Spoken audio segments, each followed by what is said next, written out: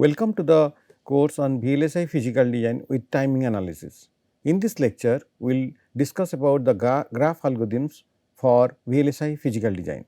So, the content of this lecture includes the graph search algorithms. For example, we have two popular graph search algorithms like depth first search and breadth first search. So, what is graph search algorithm? In this case, we will follow the edges of the graph to visit the vertices of the graph systematically and discover each and every node in the graph. So, there are two popular algorithms which is used for graph search algorithms are breadth first search BFS and depth first search DFS. So, we will discuss these algorithms in detail with so many examples. So, in this depth first search algorithm, first of all we will use a stack data structure to keep track of the vertices that we are visiting. Then we will choose the vertices start vertices, then we push it to the stack, and if the stack is not empty, then we will do these steps and we will repeat the step 2 and 3 until the stack is empty, and we will basically understood this with the help of an example. And this is the pseudocode of the depth first search. Pseudocode is not basically a it is a type of representation which is not basically particular pertaining to any particular implementation of algorithm, but it give the overview of the algorithm, how what are the main steps of the algorithm. Okay. So, here what is happening is that you have a DFS. Okay. So, what we are doing here is that so that graph has V and E. The V is the set of vertices, E is the set of edges. Then that each vertices initialized with white, and the parameters are basically attributes of the graph is nil initially, and at we will start the graph at time t equals to 0, and each vertices when it is visited, then it has a discovery time will be given to that one, and similarly we have a finish time given to that. So, let us go into the example. Okay. Let us discuss one example of DFS.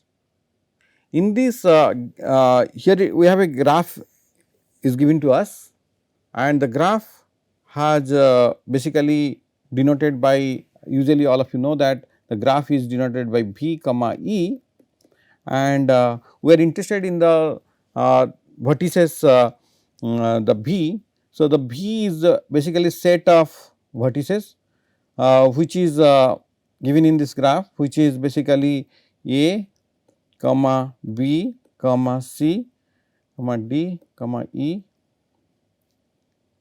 and all the edges are given. It is a directed graph. Okay. It is a directed graph, and what we are finding in this example is that in which order we should move in depth first search, which are the nodes we will visit in the depth first search, and each the main goal is that we need to find out the discovery time and the finish time of each of the vertices. So, basically if you can see here, we have vertex A is there, which is the start vertex.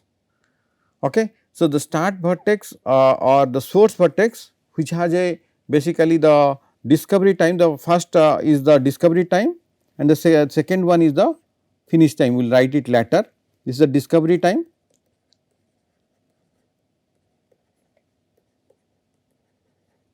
or the start time.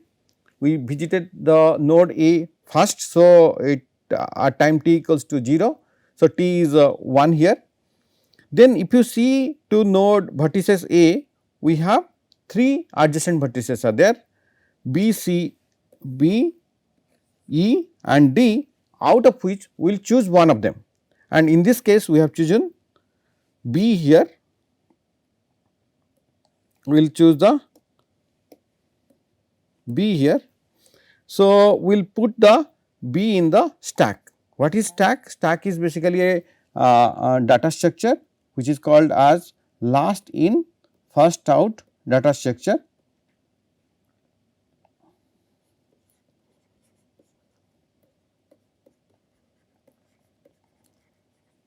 So the last element entering the stack will come out of the stack first. So that is why it is called LIFO data structure, last in first out.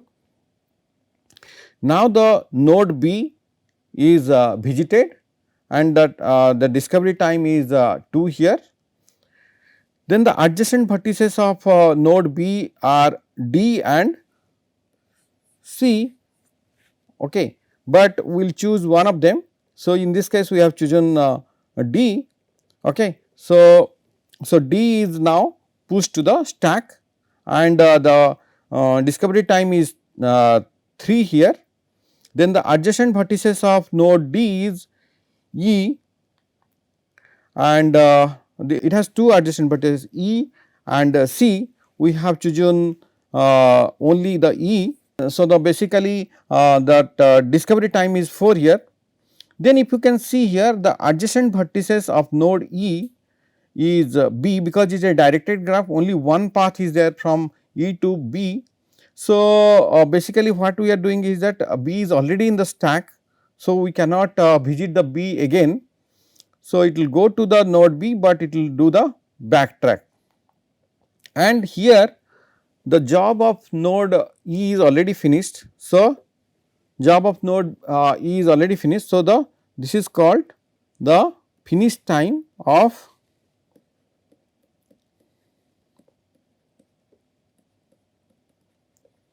node E. So, the finish after the node E is finished, then it will go to the node the top element in the stack. After the node E is finished, then it will go to the D, node D, or vertex node and vertices are the same thing. I use node and vertices, sometimes node, sometimes vertices. So, that means the same thing. So, the node D has adjacent node C is there, the only node C is adjacent to the node D. So, it will be put to the stack.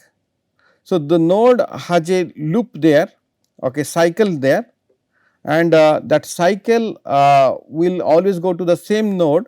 So, then the finish time we need to do the finish time for the node C, because there is no adjacent node to the node C. So, the finish time for the node C is 7 now. Now, after that it will do the which is the top element in the stack.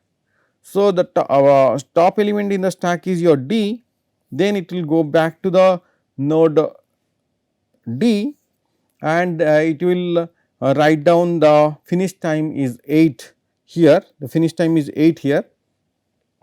Then the top element in the stack is B. So, then the node B will be visited and its finish time will be 9. So, here you have node A. Node A has basically has multiple nodes adjacent to that one, but what are the multiple nodes connected to node A? E, D and B, but all are already finished their job. So, finally, the node A has a finish time of 10. So, now my stack is empty and this BFS thing is complete now. BFS means the depth first search of the graph is complete. So, this is the one first example. Then the second example is basically here what we are doing is that we are also the same method, we are doing the we are maintaining a stack here. So, the first element in the stack is U, we will put it into the stack. Then the second element adjacent to the node U is basically X and V, but we have chosen V and we put that into the stack, and the start time or discovery time for the node V is 2 now. Then the adjacent node for the node V are Y. So, it has only one adjacent node. So, that will be put to the stack. After the node Y is there, then adjacent node for the node Y is X. So, the adjacent node for the node Y is X, okay, and if you can see here, the adjacent node for the node x is basically node V. It will go to the node V, but and see that it is already in the stack. So, it will do a backtrack from there, and the node x will be having basically the finish time of 5. Then the next node basically your y. Here if you can see that there is no path from adjacent node for the node y.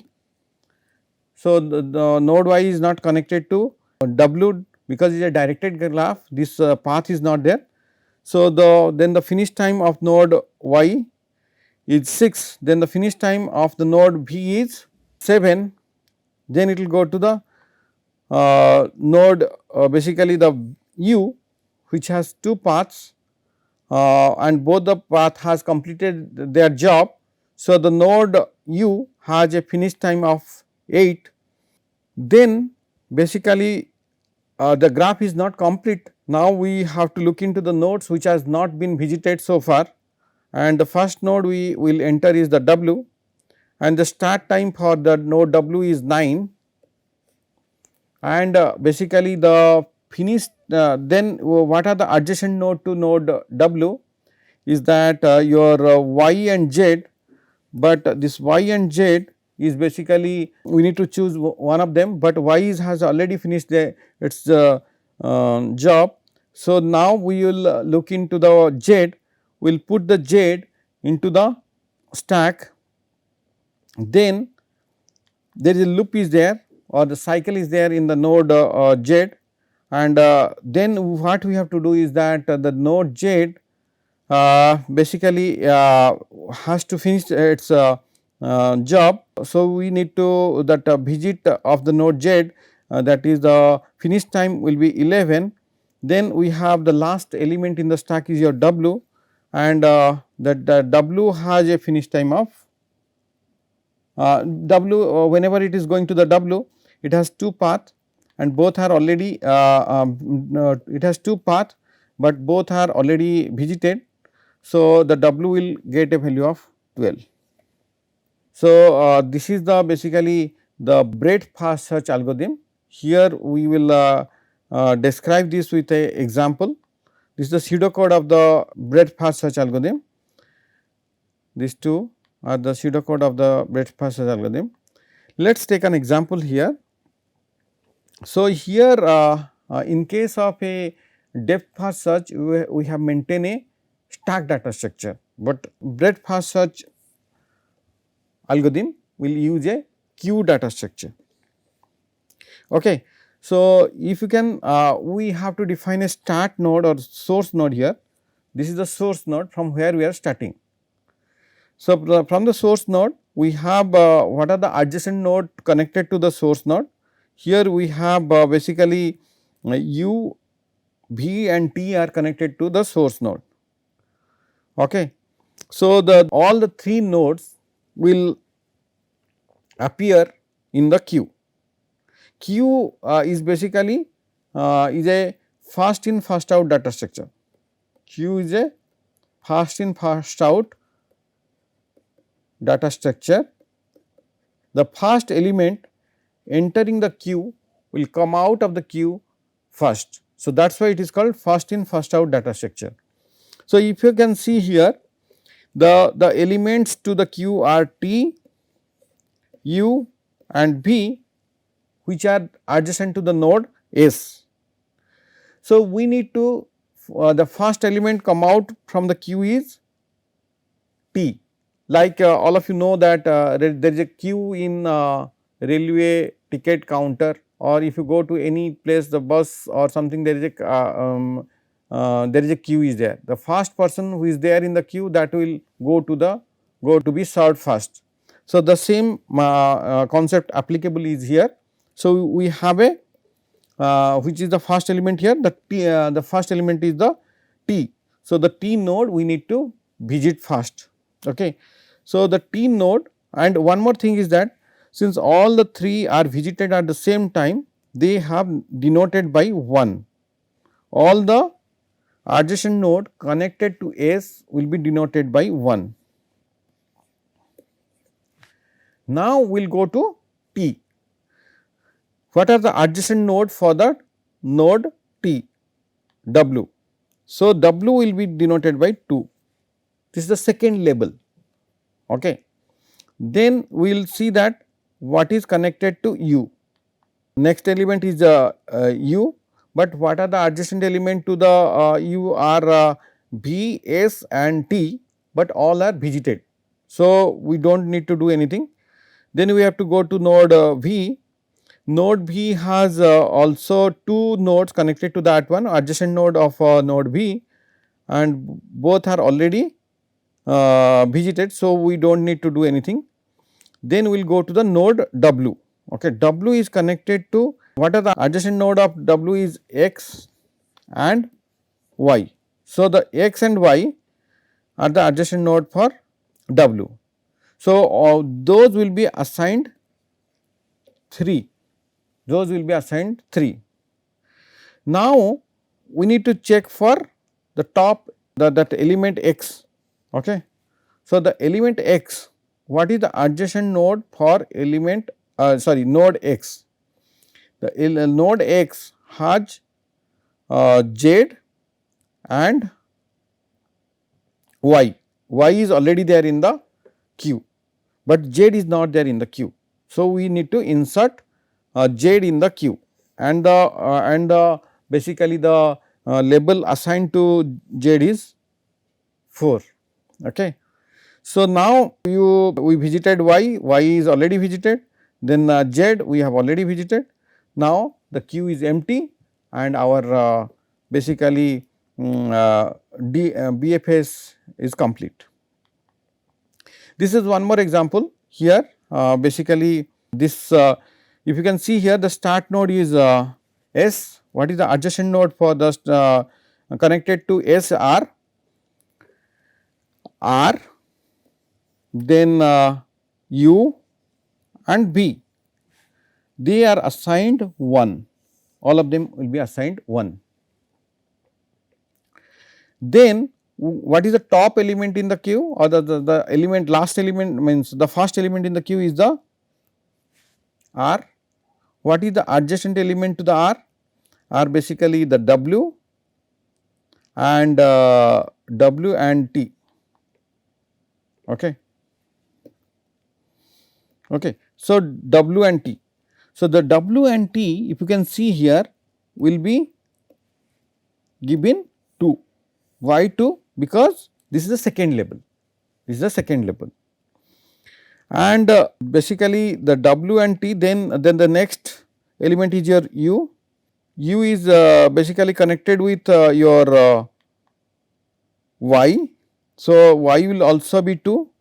Then you have V. V is also, V is not connected to anyone, which is already visited. So, V is basically connected to W and Y, which is already in the queue. Now, we will go into the label 2. Let us say if I draw this is the source, I have 3 things. One is your R is one vertex, then you have U, then V, then the next one is connected to R is basically your W, then your T, W and T, and this is label 2, label 2, this is label,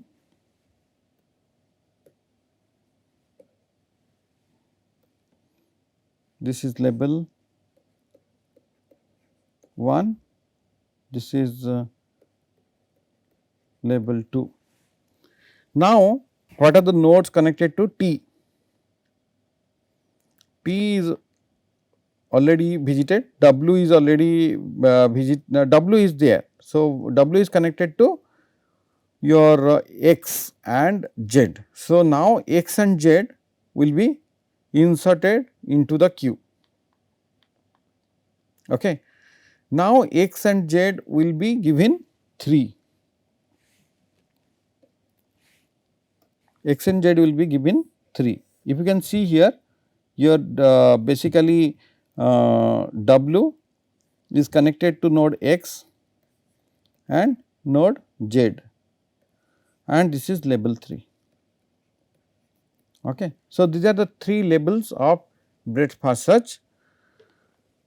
Now, you have visited X, there is no more nodes are there, then you visited Z, there is no more nodes connected to Z which is not visited, then your queue is empty, then BFS algorithm is completed. So, this is the tree, BFS tree, whatever you get out of breadth first search. In this lecture, we discussed about the breadth first search and depth first search algorithm, and the breadth first search and depth first search algorithms are very useful for VLSI physical design algorithms, what we will discuss in our future lectures, and it has applications in timing analysis, it has applications in global routing, all these things we will discuss in future classes. Thank you.